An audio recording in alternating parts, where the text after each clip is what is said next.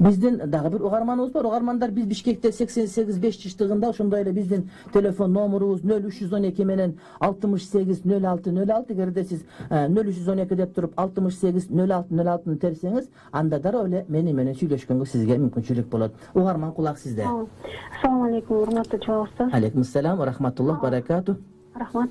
Биз бир пикир жана бир соо берсек. 20 апрелде Ислам тынчтыктын жартысы деп китептен сынак болду. Биз дагы бардык, конкурс мамлекеттик гимн менен ачылды. Анан биздин муфтий Максат Ажи башкалап дагы бир канча алдыңкы алымдар, сиз, Абдушукур устаз бардыгыбыз турдук. Биз дагы белгилеп кеткибиз келет, биз бир гана Аллах Таалага сыйынабыз. Чексиз мактоо шүгүрдү бир гана Аллах Таалага айтабыз. Бирок биздин эгемендүүлүгүбүздү тастыктап турган мамлекеттик символдорду сыйлап келгенбиз, жана сыйлай беребиз. Эгемендик келгенибиз ата бабабыз карманып келген ислам дини менен кайрадан таанышып баштадык. Мисалы, президентибиз баш болуп иман фондун түзүп жакшы иштерди алып барып атат. Көптөгөн биздин ислам акыйкаттарын жеткирген, шарт түзүп берип аткан мусулман бир туугандарыбызга ыраазычылык билдирүү менен бийликтерди каалайбыз. Устаз, эми суроо, ошол конкурста 2 китеп жөнүндө айтылды, Ачык кат жана Багыт деген. Алымдар кеңеши Абдушукур Нарматов чыгарды деп устаздарыбыз. Ошол бизден сурап атышат да, кайсы жакта сатылат деп. Ичинде эмне, кандай маалыматтар камтылган, жана жаңы угуп аткандар болсо да маалымат берип коесузбу деген сураныч. Чоң рахмат. Рахмат, бир тууганыбыз, биздин активдүү угарманыбыз дайыма өзүнүн омоктуу ойлору менен, салмактуу пикирлери менен жана мындай бир өзүнүн тараза баса турган суроолору менен дайыма катышып келет. Биринчи маселе, чындыгында 20 апрелде Ислам тынчтыктын дини деген болгондо, гимн ойнолгондо биз бардыгыбыз туруп жүрөбүз. Албетте мен бул жерде эки түрдүү айткым келет да, буга токтолгум келип турат. Биринчиси мыйзам боюнча.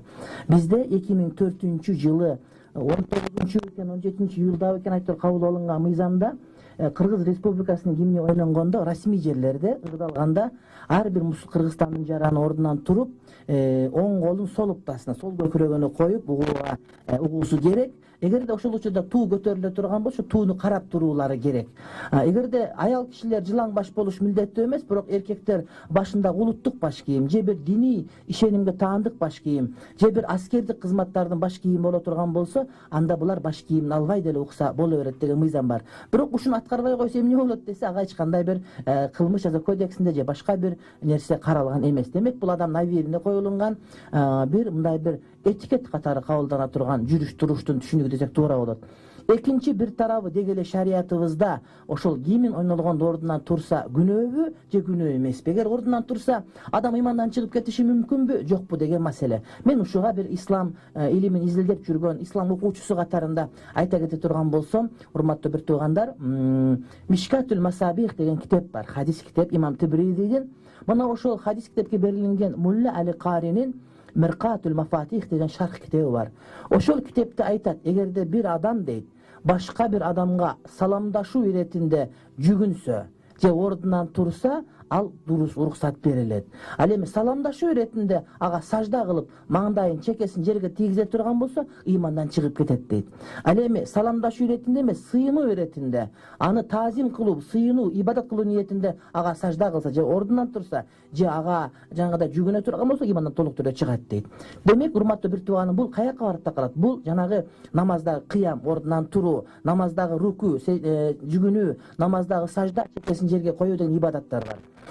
Намаздагы негизги ибадат бул сажда, чекени жерге коюу. Ал эми ордунан туруу жана жүгүнүү жана руку кылуу дегендер ошол сажда кылууга бара турган, кетип аткан жол деген сөз. Демек, сажда кылуу түздөн түз ниет болсо дагы, болбосо дагы бул ибадат болуп эсептелет да. Ал эми кыям, түз туруу менен, ал эми руку болсо, булар ниет болгон учурда гана ибадат деп айтылат дагы, ниет болбогон учурда бул ибадат деп эсептелинбейт. Ошондуктан сыйлоо иретинде, урматтоо иретинде ордунан тура турган болсо, ал эмес оң колун сол уктасына кое турган болсо, андан эч кандай шарият бузулбайт. Урматтуу момунусуна бир тууган, туура Жалал Абад шаарында ошондой бир чогулуш болгондо медреседе окуган 4 кыздын турбай койгондугунан көп адамдар аябай кыжаалат болуп жүрүштү чындыгында. Эми ошолордун проблемасы антип турбай койгондор көп эле жерде кездешет. Мисалы үчүн Ак үйдүн жанагыдай митинг болуп эме жанагыдай площадьта ойнолуп атканда магазинчилер турбай отургандар деле бар да, аны карап отургандар. Бирок тигилер жоолукчан болуп калгандыгы үчүн ошондой болуп туруп атат да.